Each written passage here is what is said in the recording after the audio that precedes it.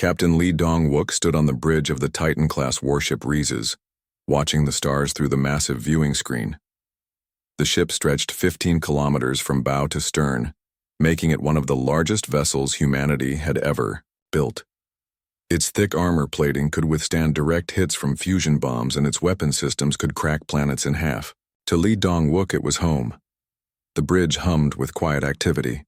Officers moved between their stations, checking readings and monitoring systems. The soft blue glow of holographic displays painted their faces in gentle light.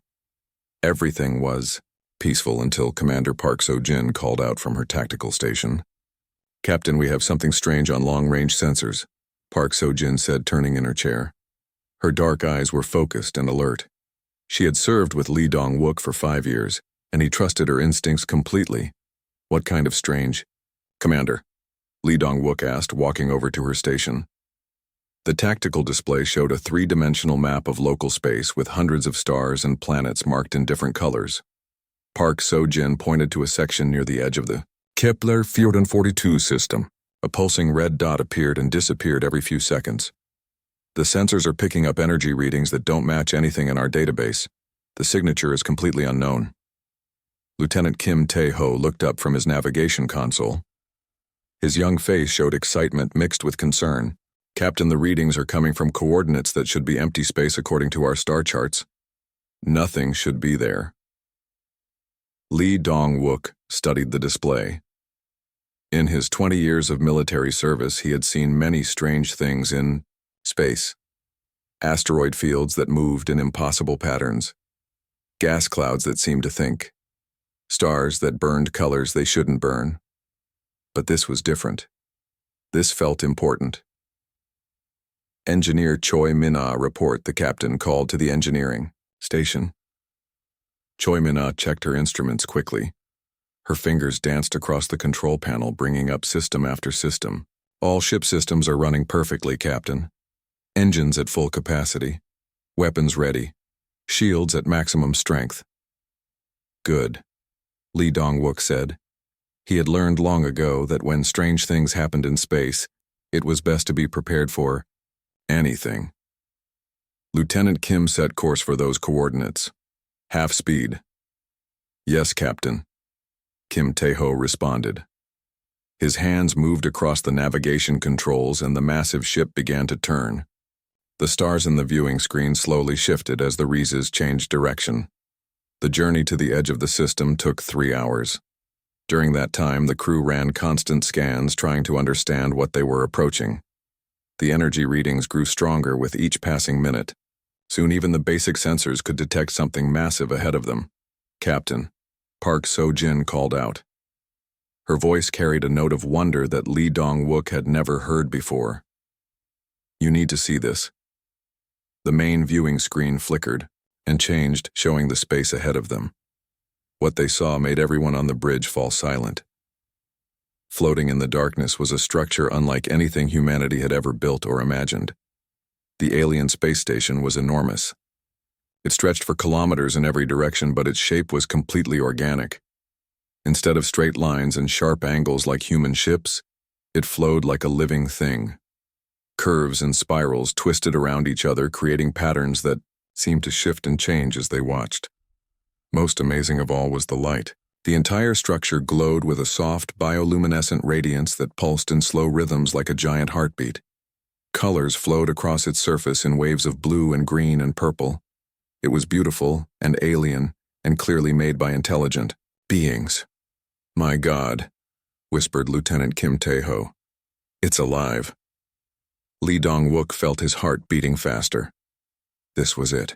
This was what humanity had been searching for since they first reached the stars. Proof that they were not alone in the universe. Proof that other intelligent species existed. "Commander Park, begin detailed scans," he ordered. "I want to know everything about that structure. Size, power source, defensive capabilities, everything." "Already on it, Captain," Park So-jin replied. Her fingers flew across her controls. Initial scans show the structure is approximately 8 kilometers long and 4 kilometers wide.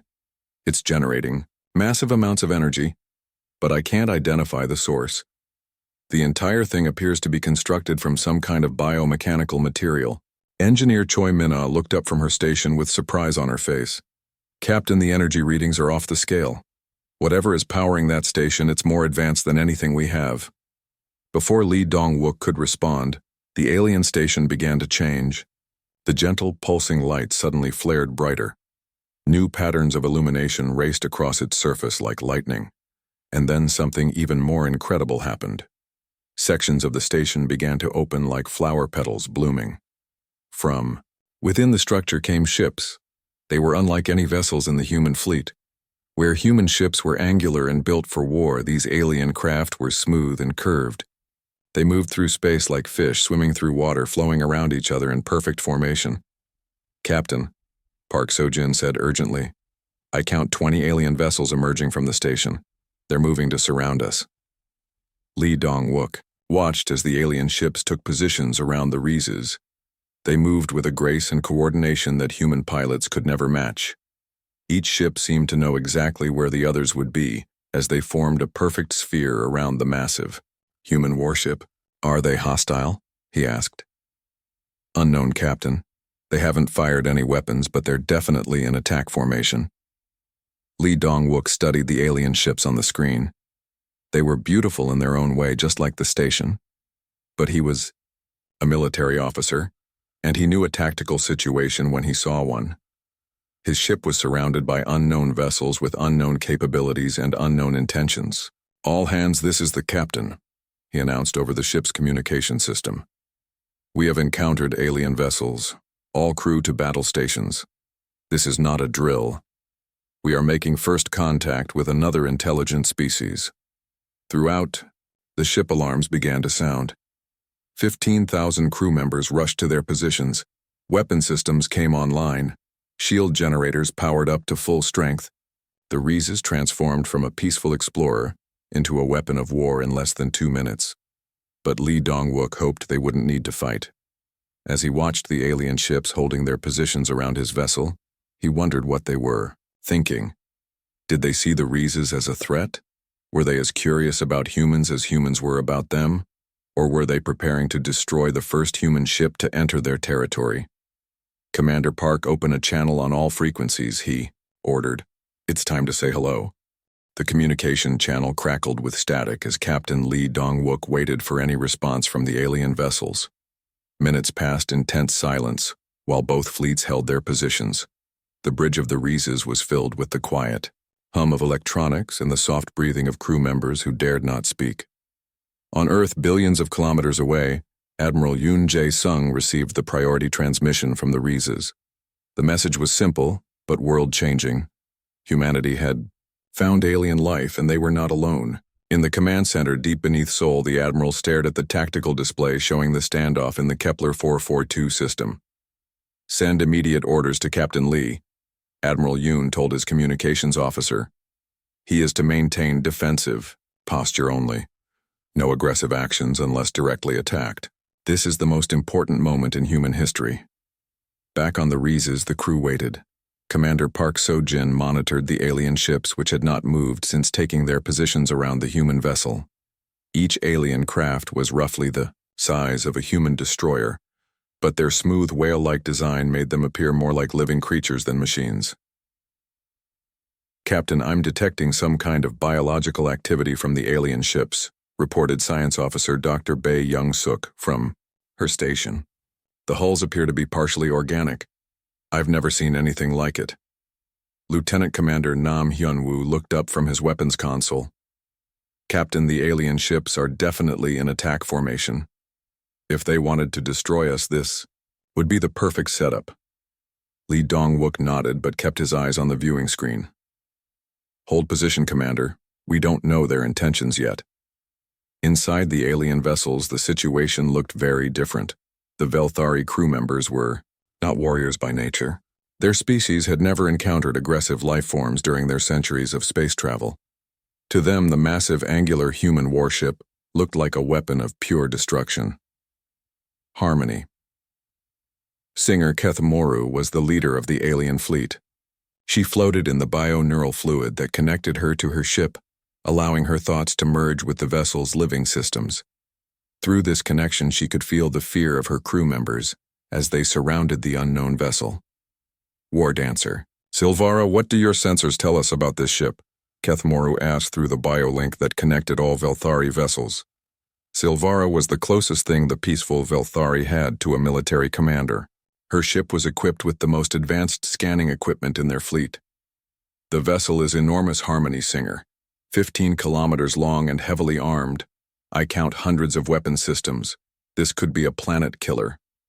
The Velthari had legends about such vessels. Ancient stories told of ships that could destroy entire worlds and the species that lived on them. Seeing the Reezes with its bristling weapons and massive size triggered their deepest racial memories of destruction and death. We must protect the homeworld, Silvara continued. This ship has enough firepower to sterilize our planet. We cannot let it pass. On the Reezes, Captain Lee finally received the response he had been waiting for, but it was not words or mathematical signals. Instead, bright flashes of energy erupted from several of the alien ships. The bioenergy weapons struck, the Reezes' shields creating brilliant displays of light across the hull. Warning shots, Captain, Commander Park reported.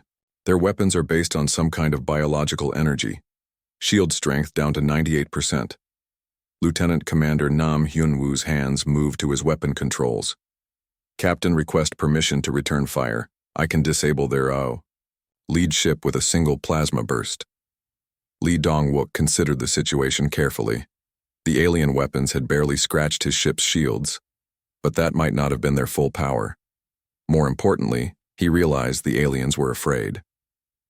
Their warning shots were defensive, not aggressive. Negative, Commander, Lee decided. But prepare to demonstrate our capabilities. I want them to understand what they're dealing with. Sir, Nam Hyunwoo asked with confusion. Target the asteroid belt at bearing 27 Mark IV, Lee ordered. Single fusion cannon array, 5% power. The bridge crew exchanged glances. Even at 5% power, a fusion cannon array from a Titan-class warship could vaporize a small moon. The asteroid belt Lee had chosen contained thousands of rocks, some as large as city blocks. Firing solution locked, Captain Nam Hyunwoo. Reported. Fire, Lee commanded. The Reezes shuddered slightly as one of its fusion cannon arrays activated. A beam of pure energy brighter than a star lanced out from the massive warship. It struck the distant asteroid belt, and everything touched by the beam simply ceased to exist. Thousands of asteroids turned to glowing plasma in an instant. The display lasted only seconds, but the message was clear. The effect on the alien ships was immediate.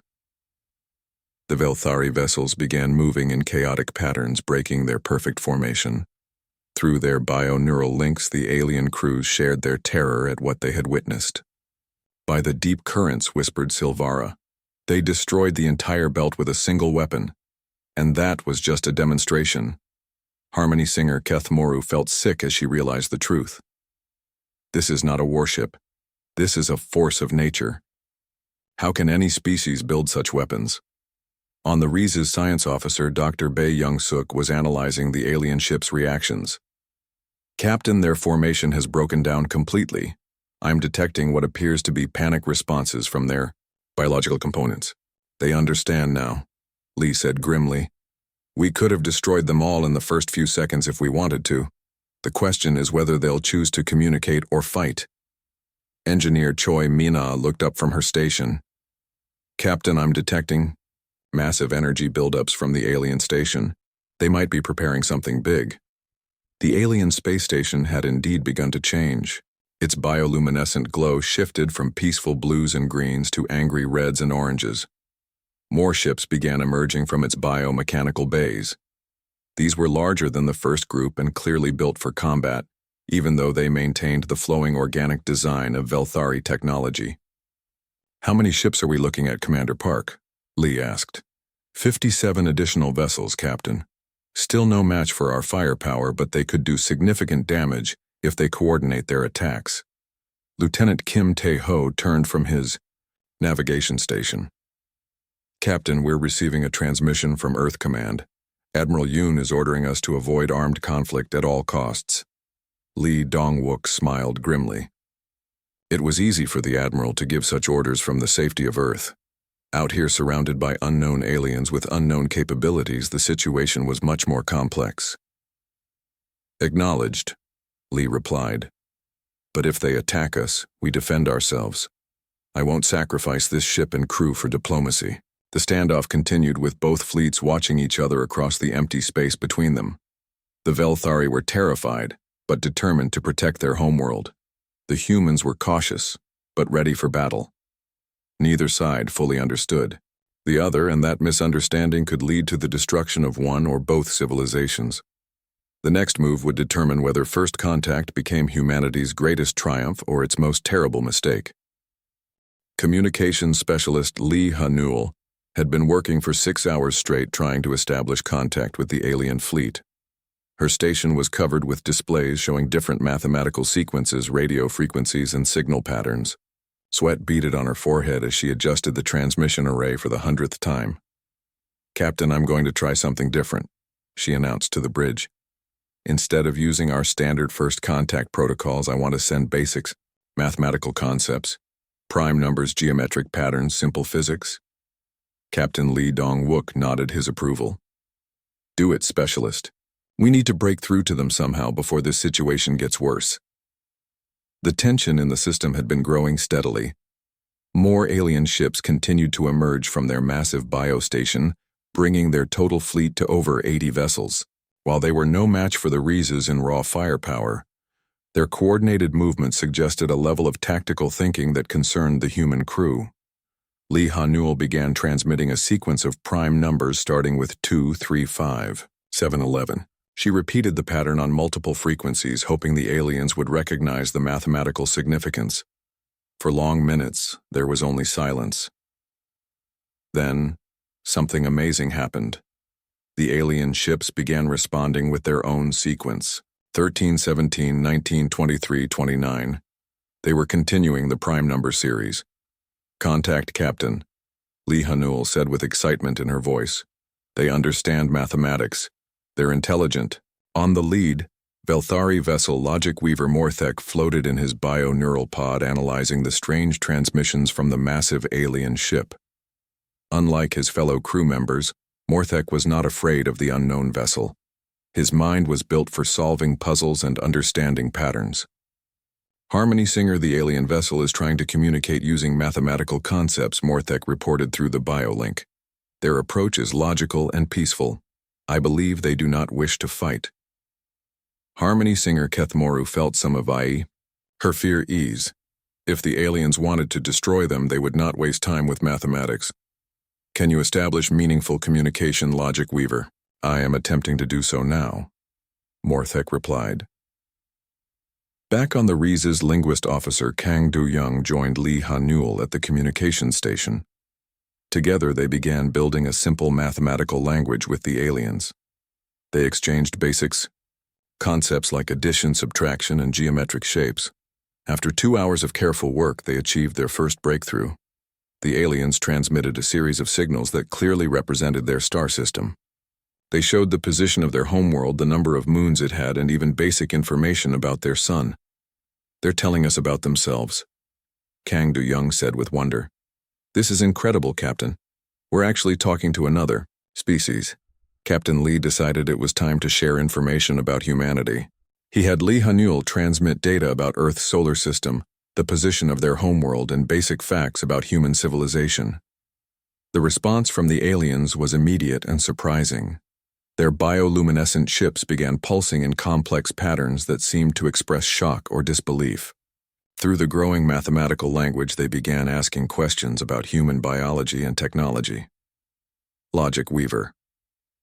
Morthek was the first Velthari to truly understand what they were dealing with. As the translation process continued, he learned that the aliens called themselves humans and came from a world they named Earth. But the details of their planet horrified him. Earth was a death world by Velthari standards. The gravity was 3 times stronger than the Velthari homeworld. The atmosphere contained dangerous levels of oxygen that would poison most species. Radiation from their sun would kill unprotected Velthari in minutes. Harmony Singer, Morthek. transmitted urgently. These humans evolved on a world that would kill us. They are naturally adapted to conditions we consider lethal. The news spread through the Velthari fleet through their bioneural network. The aliens they faced were not just technologically advanced, they were physically superior as well. Creatures that could survive on a world of poison air, crushing gravity and deadly radiation. On the Reezes, Chief Medical Officer Park Ji-hoon provided biological data to help with the communication process. He transmitted basic information about human physiology, bone density, muscle strength, and atmospheric requirements. The alien response was pure terror. Their ships began moving in frantic patterns as they realized they were facing apex predators from a nightmare world. "Captain, the alien ships are showing extreme agitation," Commander Park So-jin reported. "I think our medical data frightened them." Science Officer Dr. Bae Young-suk looked up from her analysis of the alien vessels. "Captain, I've been studying their biomechanical technology. These ships are partially alive-grown rather than built. The aliens appear to have a symbiotic relationship with their vessels." This information fascinated Lee Dong-wook, a species that grew their ships like living creatures rather than building them from metal and electronics. It suggested a completely different approach to technology and life itself. Through the mathematical communication system, the aliens began sharing information about themselves. They called themselves the Velthari Collective and had been exploring space for over 1,000 years. In all that time, they had never encountered aggressive, intelligent life. The Velthari explained that their ships were not machines, but living partners grown in biomechanical gardens. Each vessel was bonded with its crew in a symbiotic relationship that allowed perfect coordination and communication. Logic. Weaver Morthek managed to convey the concept that the Velthari were a peaceful species. They had no weapons of mass destruction, no planet killers, no starbreakers. Their bioenergy weapons were designed to disable, not destroy. When Captain Lee learned this, he began to understand the alien reaction to the Reezes.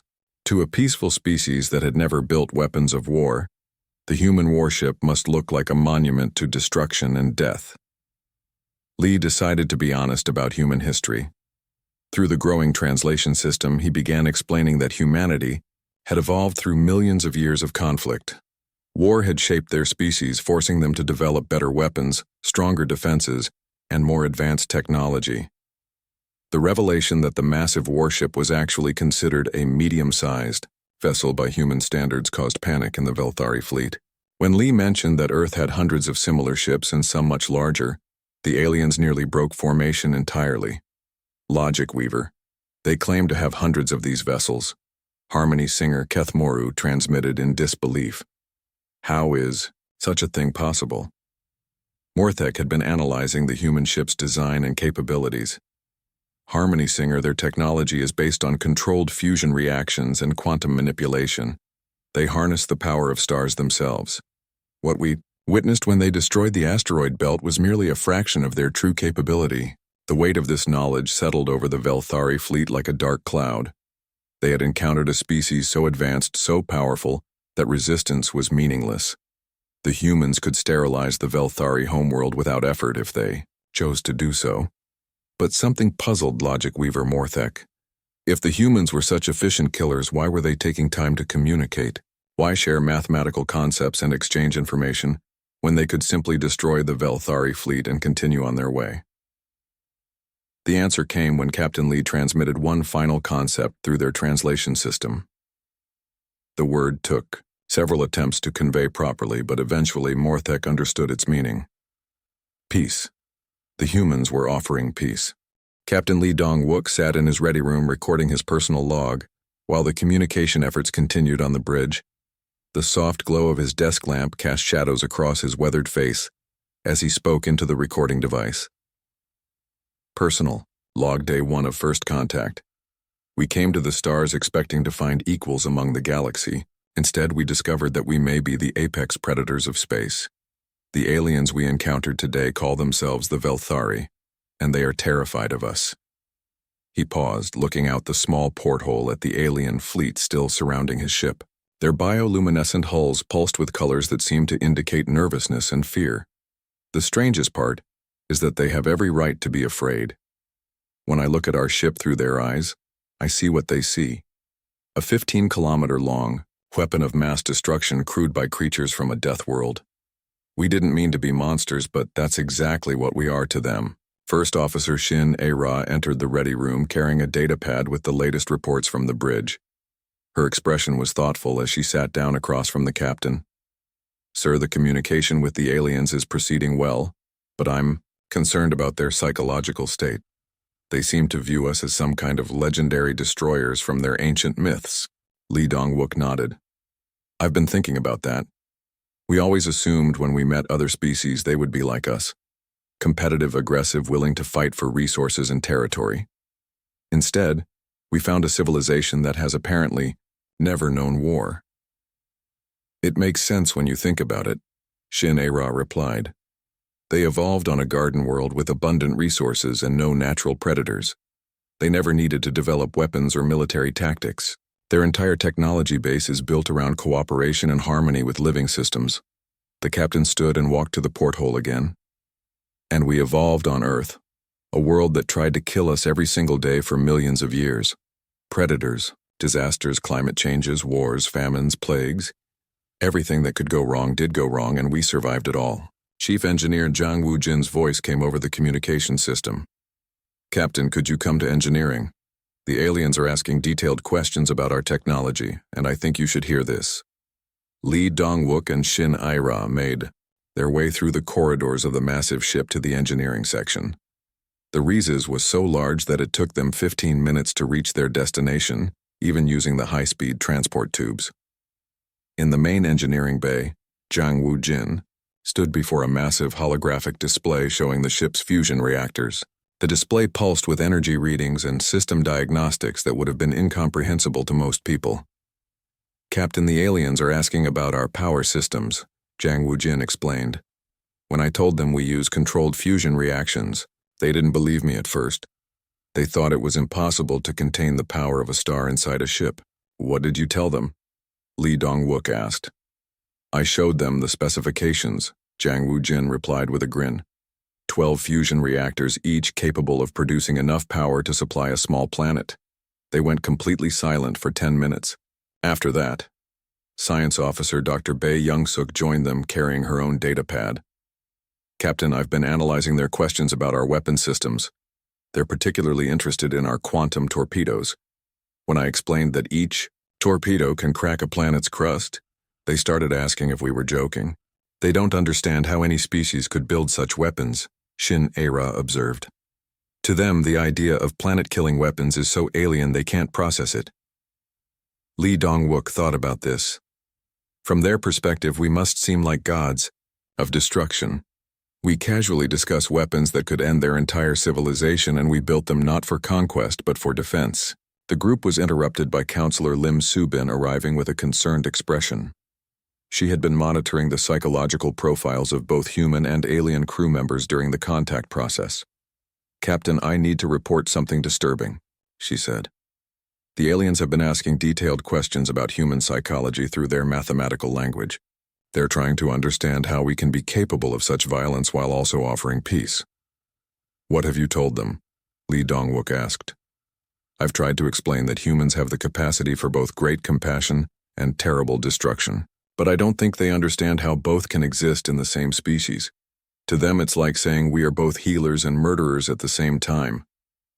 Dr. Bae Young-suk looked up from her data pad.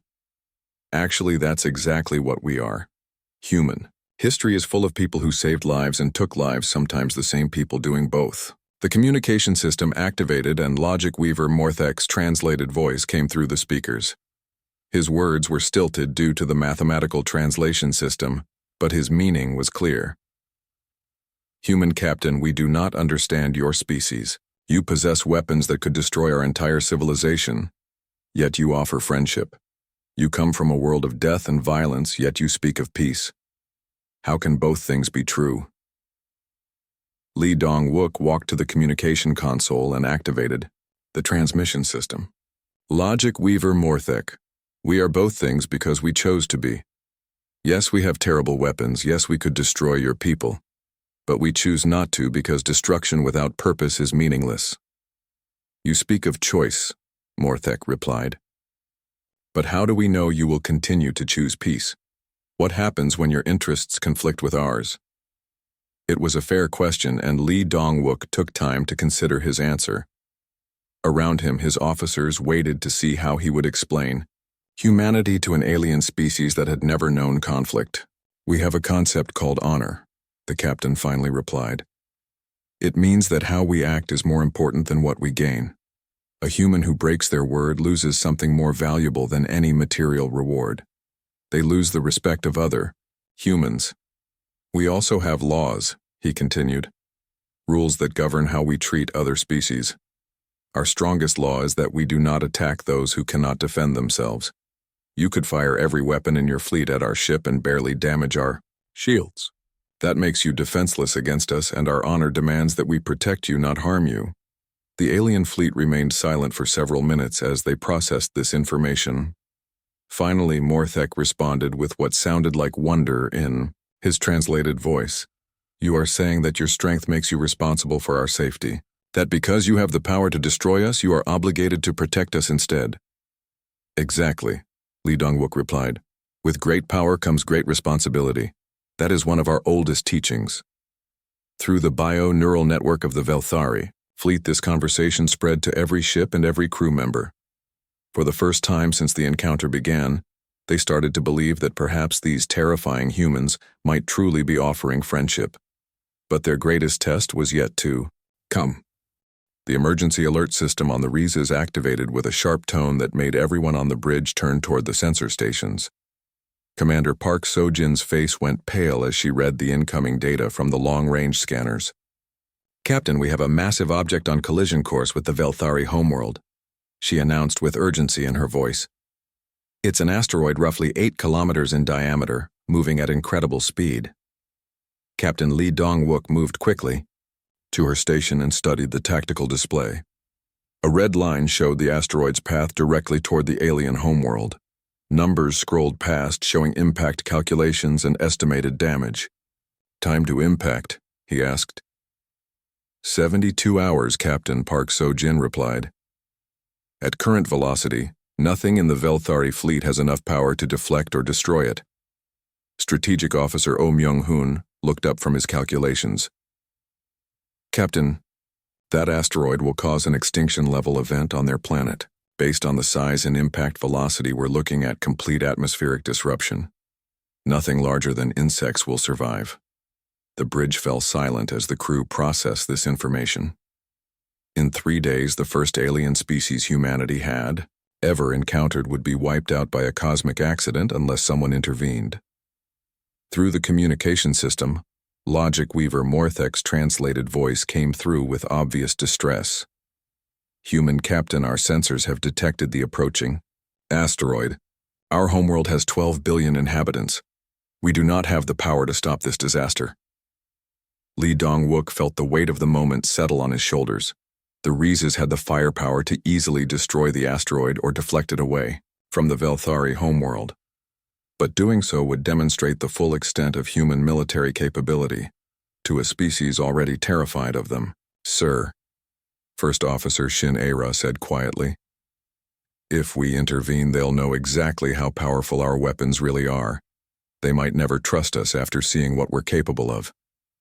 And if we don't intervene, 12 billion people die, Lee Dong-wook replied. That's not a choice at all. On the Velthari flagship, Harmony singer Keth Moru floated in her bio-neural chamber, feeling the despair of her entire fleet through their shared consciousness. For 1,000 years, her people had explored the galaxy in peace, never encountering a threat they couldn't handle through diplomacy or withdrawal. Now they faced 2 impossible situations. Their homeworld was doomed unless the terrifying humans helped them, but asking for that help would mean admitting complete dependence on beings they barely understood. War Dancer, Silvara's voice came through the biolink filled with anguish. Harmony singer, we must ask them for help. Pride means nothing if our species dies. But what will they demand in return? Kethmoru replied. These humans have weapons that make stars into tools. They could demand anything. Our technology, our worlds, our freedom. Logic Weaver Morthek interrupted their debate with urgent news. Harmony Singer, the human ship is changing course. They are moving toward the asteroid without being asked. On the Reezes, Captain Lee had made his decision. Lieutenant Kim set course for intercept with the asteroid maximum speed. We have work to do. Captain Communications Specialist Lee Hanul called out. Should I inform the aliens what we're doing? No, Lee replied. Actions speak louder than words. They'll understand soon enough. The massive warship turned away from the alien fleet and began accelerating toward the approaching asteroid. At full power, the Reezes could cover the distance in 18 hours, leaving plenty of time to deal with the threat. Chief Engineer Jang Woo-jin prepared his systems for what was coming. Captain, I recommend using a single quantum torpedo. It will completely vaporize the asteroid with no debris to threaten the planet.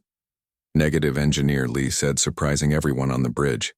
I want to use the main fusion cannon array, full power. Sir, that's massive overkill, Weapons Officer Song In-ho protested. A quantum torpedo would be more than sufficient. I want them to see what we're capable of, Lee explained. If they're going to be afraid of us, they might as well be afraid. For the right reasons. The crew worked in tense silence as the Reezes approached the asteroid. It was a dark mountain of rock and ice tumbling through space toward the Velthari homeworld. To the aliens, it was unstoppable death. To the humans, it was simply another target. Weapons range in 30 minutes, Captain, Song In-ho reported. All stop, Lee ordered. Hold position and prepare to fire. The Reezes came to a halt, still millions of kilometers from the asteroid. At this distance, the alien homeworld was just a bright star in space, but the ship's sensors could detect the billions of life forms living on its surface. Target acquired, Song In-ho announced. All fusion cannon arrays locked on target, ready to fire on your command. Captain Lee stood in the center of his bridge looking at the asteroid on the main viewing screen. Around him, his crew waited for the order that would save an entire civilization. Fire, he commanded.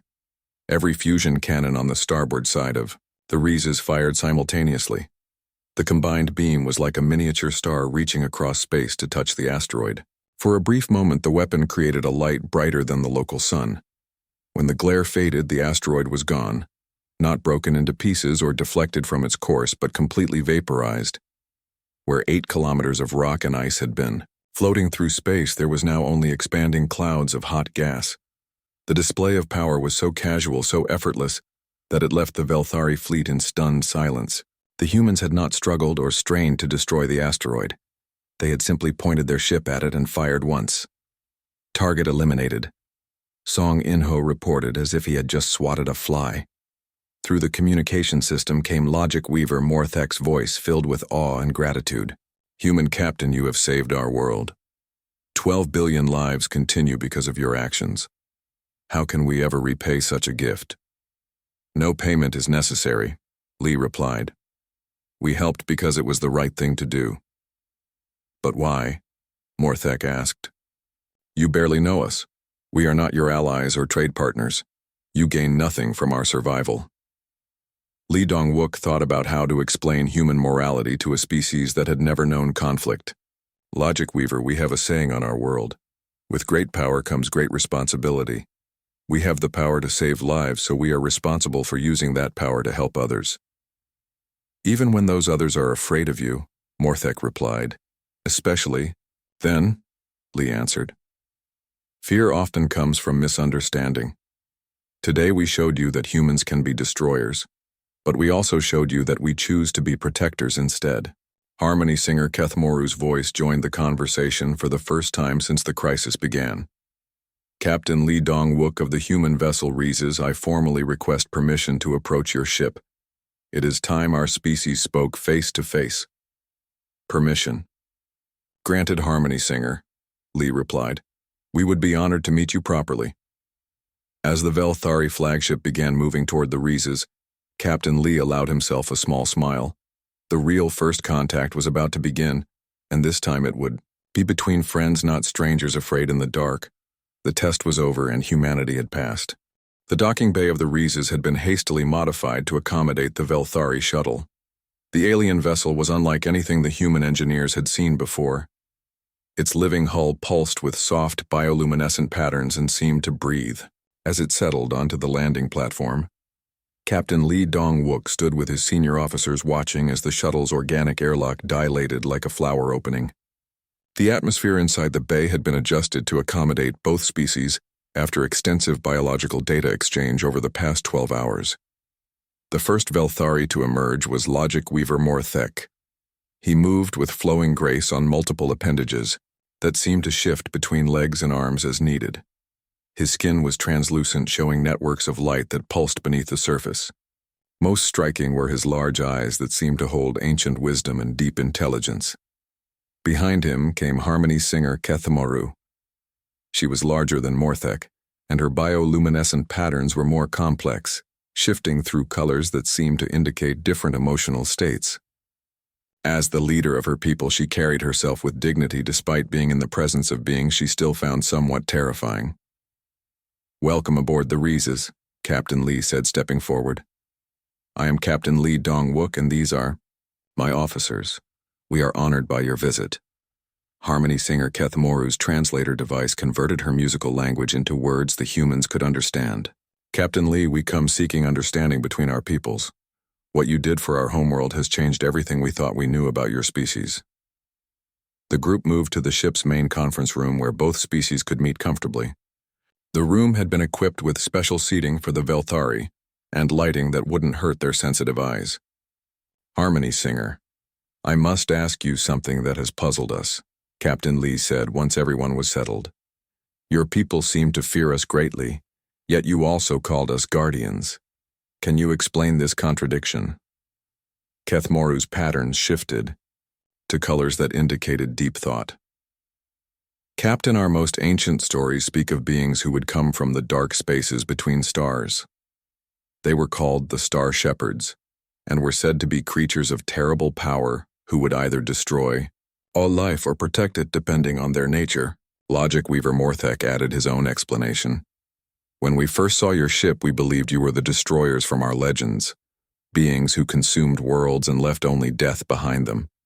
But your actions have shown us you are the protectors our ancestors hoped would come. We're just people," First Officer Shinera said with surprise. "We make mistakes, we argue among ourselves, we're not perfect guardians." "That makes you more trustworthy, not less," Kethamoru replied. "Perfect beings would be incomprehensible to us. But people who struggle with right and wrong as we do can be understood and trusted." Science Officer Dr. Bae Young-suk leaned forward with interest.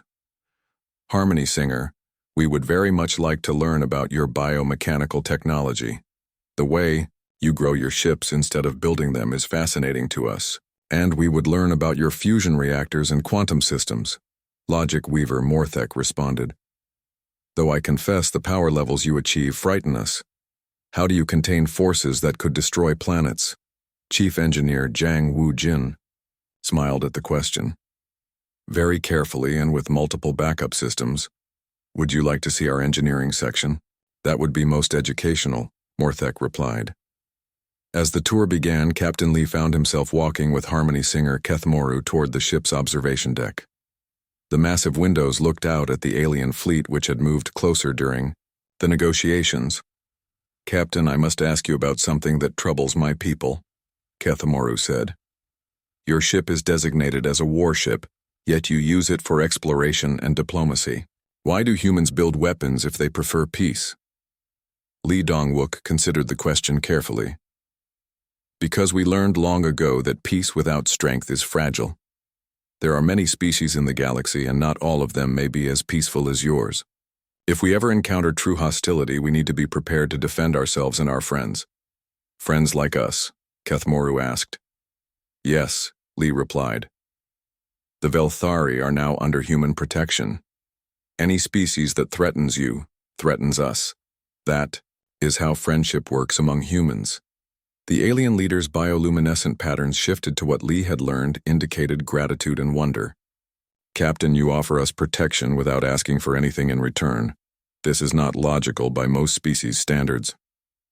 We're not asking for anything because that would make it a transaction, not a friendship," Lee explained. True allies help each other because it's right, not because they expect payment. Communications specialist Lee Hanul's voice came over the ship's communication system. Captain, we're receiving a priority transmission from Earth Command. Put it through to the observation deck, Lee ordered. Admiral Yoon Jae-sung's image appeared on the large display screen. His weathered face showed both pride and concern as he spoke. Captain Lee, your reports have been forwarded to the highest levels of government. The President wants to personally commend you for your handling of first contact. Thank you, Admiral, Lee replied. But I should mention that Harmony singer Keth Moru is here with me. You're speaking to both species now. Admiral Yoon's expression brightened as he addressed the alien leader. Harmony singer Keth Moru, on behalf of all humanity, I welcome the Velthari to the galactic community. We look forward to a long friendship between our peoples. Admiral Yoon Keth Moru responded with formal grace. The Velthari accept humanity's offer of friendship and protection. In return, we offer our knowledge of biological sciences and our assistance in exploring the galaxy. There is one more thing, Admiral, Captain Lee added. I'm recommending that we establish a joint base in this system, a place where both species can work together and learn from each other. Approved, Captain, Admiral Yoon replied immediately. In fact, I'm authorizing the construction of a full diplomatic station. This system will become the first joint human-alien settlement in history. After the transmission ended, Harmony singer Keth Moru turned to Captain Lee with what he was learning, to recognize his excitement in her bioluminescent patterns. Captain, this diplomatic station, could it serve as a meeting place for other species as well? The galaxy is vast and contains many peaceful civilizations like ours. Perhaps it is time for all of them to meet these human guardians. Lee Dong-wook smiled at the thought. You're suggesting we become protectors for more than just the Velthari. I am suggesting that humanity take its place as the guardians our legends always promised would come, Keth Moru replied. The galaxy has waited long enough for someone strong enough to keep the peace. 6 months later, the joint station Harmony was completed at the edge of the Kepler 442 system. The structure combined human engineering with Velthari biomechanical artistry, creating something beautiful and functional that neither species could have built alone. Captain Lee stood on the station's observation deck, watching ships from a dozen different species arriving for the first Galactic Peace Conference. Each new arrival brought their own fears about meeting the legendary humans, but also their hopes for protection and friendship. Captain Logic Weaver Morthek said, joining him at the window, "Do you ever regret becoming guardians instead of conquerors? Your species has the power to rule the galaxy if you chose to."